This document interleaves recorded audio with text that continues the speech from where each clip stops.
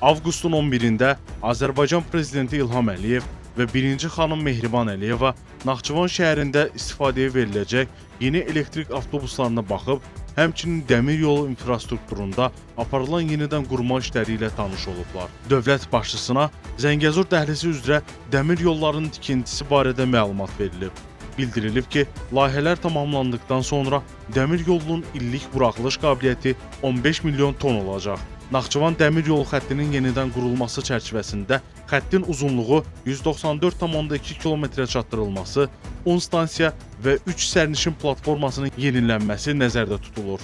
Salam-Məlik stansiyasından Ermənistanla dövlət sərhədinədək 7 kilometrlik hissədə isə tikinti işlərinə başlanılıb.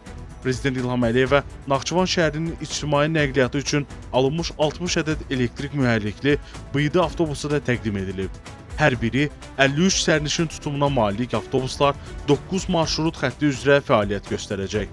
Avtobuslardakı bank kartları, QR kod, Apple Pay və Google Pay vasitəsilə nağdsız ödəniş imkanları yaradılıb. Yeni sistemin il ərzində 4,5 milyon sərnişinə xidmət göstərilməsi nəzərdə tutulur. Bakubas MMC-nin Naxçıvan şəhərində fəaliyyətə başlaması ictimai nəqliyyat xidmətlərinin keyfiyyətinin yüksəldilməsinə və ödənişlərin tam nağdsız formada keçirilməsinə töhfə verəcək.